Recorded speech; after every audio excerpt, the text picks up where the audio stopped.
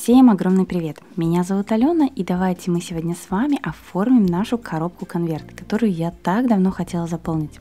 Как делать саму эту коробку, также как делать все цветы, что у меня будут в этой коробке, все ссылки я оставлю в описании к этому видео, проходите и смотрите.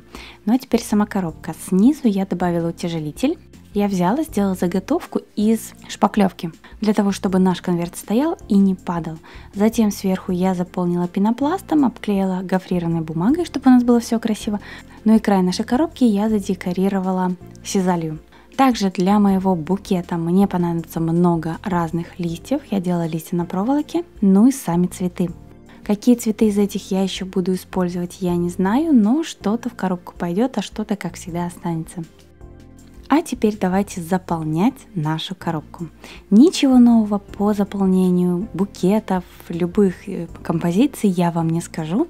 Как всегда, мы просто на наше усмотрение вставляем все цветы и смотрим так, как нам нравится больше, куда подходит цветочек, куда нет. Но в этой композиции я делаю немножко по-другому. Я сначала низ нашей коробки заполняю листьями. Мне хочется, чтобы мой букет со всех сторон выглядел всегда объемно и красиво, поэтому в первую очередь я вставляю листья на проволоке.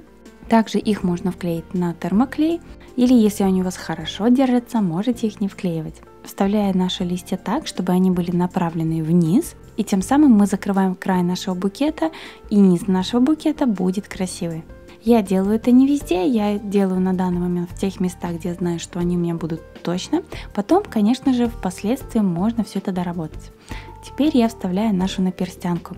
Я решила ее сразу вклеить, и скажу так, что это оказалось самой большой ошибкой в этом букете.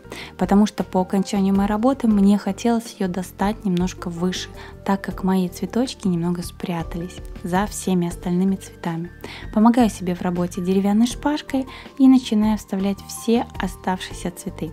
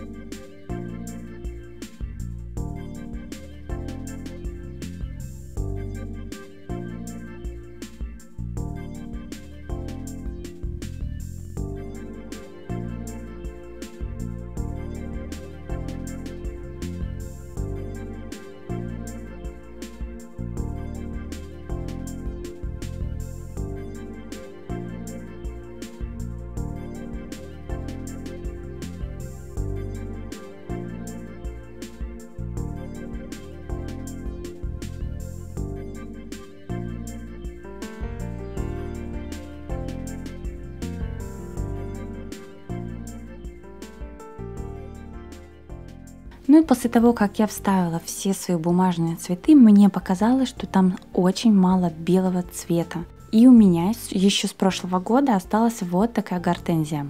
Она у меня из фоамирана, сделана была на деревянных шпажках. Мы как-то даже с нее с вами делали букет. Я решила ее добавить в свою композицию, приклеила к веточке 2 листика, где-то 3 листика приклеивала, и так как они у меня на деревянных шпажках, я их хорошенечко так вовнутрь вставила. Мне кажется, они хорошо дополнили композицию и немножко разбавили наш фиолетовый цвет.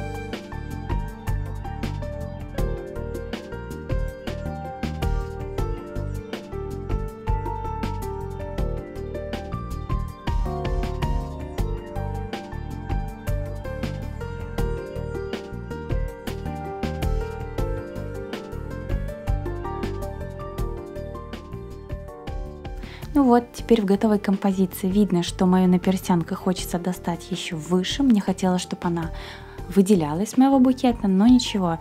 Я немножко выкрутила сами цветочки, и их стало видно. В итоге у меня получилась вот такая композиция. Добавить сюда можно те цветы, которые вам больше нравятся. Для меня оказались ирисы. Это сложным цветком, ты не знаешь, с чем их правильно и красиво совместить. Но если вам понравилось, ставьте лайк, подписывайтесь на мой канал. Также не забывайте нажимать на колокольчик, чтобы первыми узнавать о новых видео на моем канале. Пока-пока!